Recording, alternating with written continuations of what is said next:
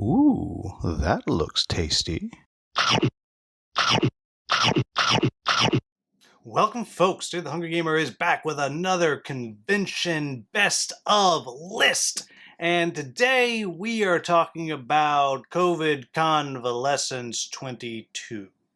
You see, unfortunately, over the Labor Day weekend, I was supposed to go to a small local con. I was really looking forward to it. And unfortunately, I came down with COVID, so obviously I did not go. And I wound up with that whole weekend off, though a lot of it was me sleeping, and then an entire week where I could not go back to work. And luckily for me, I'm assigning pretty much all my schoolwork still digitally, so I was able to do some grading and stuff, but I had a lot of time, if I wasn't sleeping, with stuff to do. So I did my own little convention. And so I did my own little solo con. And so, with that said, what this list is going to be two things. One, it's going to be the top games that I am most disappointed I did not get to play at the local con because, oh gosh, I was so excited. I had all these games set up that I was going to play, and I needed a lot of people, but it didn't happen. And then the top 5 games that I played over the past week or so, my week-long con that I had. Okay, so first, the games that I am most disappointed I did not get to play. I'll start with an honorable mention. Honorable mention is whatever this clown was doing. Because Johnny Pack's always there in the proto-spiel room. He's always developing something. He's always got new ideas. He's always working on something. And there's always something fascinating to play. And so I didn't get to play any of it. So we're super disappointed about that. Whatever he had. But no actual title, so just honorable mention there. So, number 5 on the list of things I'm most disappointed I didn't get to play, starting with Andromeda's Edge. Now, I've played this one quite a bit, but both Luke Laurie and Peter Vaughn were both at the con. They had prototypes. I'd love to see where it's gone, where it's going, as they're getting closer and closer to actually launching their Game Found campaign. It's a really heavy, crunchy game, but the more and more I play it, the more I understand it, and I do enjoy it. So bummed I didn't get to actually play that. Moving to number 4 on the list, the ones I'm most disappointed I didn't get to play, that is Vast Mysterious Manor. I pretty much only play this at conventions, because really you need 4, and it's best with 5. And it's a longer game, it's a fragile game, but I have a small stable of people that I've played with at these local cons that now we all kind of understand the game. We kind of just jump in and go, and I love this game so much. It's so fragile. It's so crazy to figure out what's going on, but I love it. I love it. I love it. But didn't get to play. That's number 4, Vast Mysterious Manor. Number 3 is one that I got to play recently at Gen Con, and the designer was nice enough to send me home with a copy. And one of the real selling points behind this game is that everyone says it plays really well at 7. Now, that's hard for me to believe, but the game is asking for troubles.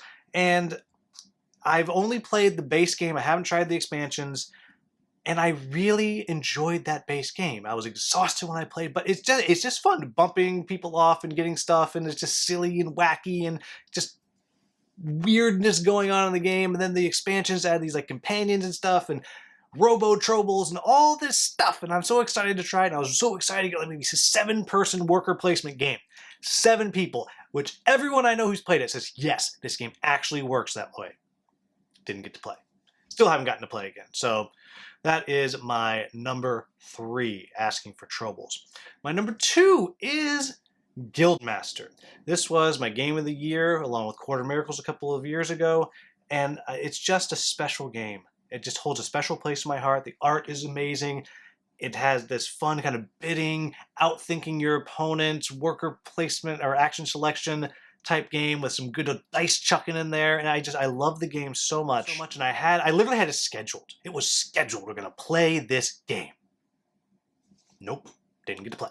Now, that brings me to the number 1 game I am most disappointed I didn't get to play, and that is, I've talked about it before, is Theurgy. We were going to play a 6-player game. I've never played more than 4. So excited to get all these people to try this. It's still just the prototype, so the spells and the monsters aren't changed over. I've doctored the board, so the god powers are different. And this game is so close to delivering. I think maybe it'll be here in October or November. Maybe, I'm not sure. I reached out to the designer and just was kind of saying, I hope it gets here. That would be great. Just kind of maybe hoping I can get myself kind of pushed up a little higher on the list because, boy, I've been waiting for this game for years. So, Theurgy, but I didn't get to play, and so I'm super bummed about that. Now, with that said, let's talk about CovidCon-valescence 22. 5 games that rose to the top of my list that I got to play. And so some are digital, some aren't, but this is the stuff that I played. Now, the cool thing about this is I got to do some deep dives into a couple of games. Now, I mean, I played hours and hours and hours of some of these games, which was just so awesome. It made me so happy I got to do that. But let's jump right into it. First off, number 5 was Gloomhaven Digital. And Canadian Kev, we've been talking about, oh, we need to play it, and we both have it. And it's a good implementation of Gloomhaven, which is not, as we know, Gloomhaven is not my favorite game just because the story is just kind of like, yeah, whatever. But the gameplay is fun. This actually kind of speeds it up. You don't have the setup. You don't have any of that stuff. But I got to play a couple games with Canadian Kev, kind of jumping into starting a campaign for ourselves, and it didn't go well, but it was fun. So number 5 is Gloomhaven Digital. Number 4 is the only prototype on the list, and I played several games of Super Snipers, and this is one that's coming to Kickstarter in October. I actually have a how to play video, I have a solo play video, and this is a head-to-head sniper duel polyomino game that plays in about half an hour. And my early thoughts is this could be up there with some of these other games that I just love two-player. I don't know if this is the third in my selection of Skull Hollow, Dice Command, Super Snipers? I don't know, but maybe. I really, for the games I played, I got a really good vibe from it, really enjoyed it, taught a few people, and overall, good first impression. Now, that brings me into number 3. Now, I said I only played the one proto. That's not totally true, because number 3, I spent a lot of time with the Merchant's Cove expansion Mastercraft. I had gotten to play with Original Dawn one game, a one-on-one game with 2 of the new characters, where we each played one. And then COVID was out, so I just set it up over and over and over again and played solo, and just got to experience the other characters. And if you've watched my video, you know that I think it's great. I really think Merchant's Cove is a fantastic game. Game of the year last year. The new merchants fit right in. I got to play around a little bit with the faction board. Didn't quite get to use it completely because, again, I didn't have anybody to play with, and it's not implemented into the solo quite yet. But number 3, Merchant's Cove, Mastercraft. Now, those were all pretty relatively close in the ordering there. These next 2, I literally spent entire days playing.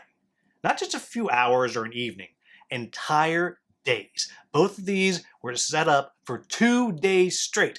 And if I wasn't eating, sleeping, showering, or laying on the couch shivering because I had a fever, I was playing one of these 2 games. So, number 2, I've talked about it before, is Midara. Again, just great story in there. Mechanics are just fantastic. I mean, it's so crunchy, it's so hefty, there's so much going on, but they've done a masterful job of how they introduce new information with the way their hidden cards work, and they use the red reveal, and you find things out, and it just is a masterpiece, the way it's put together, the way that's done. And what really makes it pop for me is how you don't know what's going to happen in each scenario. Usually in a dungeon crawl, you know, you're going to fight all the stuff, you're going to win. And this one, it'll say, okay, end on this exit and move on. But you literally don't, the exit's not on the board. You don't even know where it is. You got to go find it and figure out what's going on. There's all these totems and you see something. Sometimes it's just monsters are there. Sometimes it's something else. Sometimes you open up a chest and it literally is like, oh, no, not really a chest. That's a monster. Or it blows up. Or it has an amazing item in it. And it just always keeps you on your toes. And I just love that. I said I like the story. I love the dice play. It's got dice, so it's super swingy. It's just a great game. Yet, number 2. Because number 1 for me was from Plaid Hat Games, Familiar Tales. And I played through 2 entire chapters. And for perspective, the game's broken down into 3 different eras, 3 chapters each era. And I thought, okay, I'm just going to play one. and I was getting through it. I was like, oh gosh, this is so good. I'm so in. And so I played through another one, and then I finally put it away. But the way they've done the app, and this is something that's relatively new at Plaid, is they have fully voiced apps, and it's just a great story. And the delivery is just fantastic. And again, like with Madara, where I talk about how it's not just go kill everything, I literally spent a couple of hours with no fights, because that's the scenarios I was picking. I managed to get through these scenarios without having to fight, but doing other things. And I'm engaged in the story. I'm all in on it. I'm all in, and I enjoyed it after the first chapter. But I was like, okay, that was fun. But now that I'm deeper in, and I'm unlocking stuff, and I'm growing the bond between your charge with this little baby princess and the familiars, they're getting stronger, and it's fantastic. I haven't done my review for it yet because, well, there's no time crush for me to do a review for it because I bought my copy.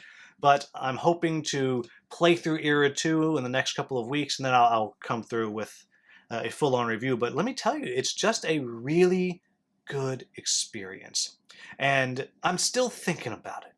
And because of that, it just edges out Madara. And I'll say Madara and Familiar Tales were the significant time I spent at CovidCon-valescence. So really, really just fantastic. So there you have it, folks. That is the top games of the con.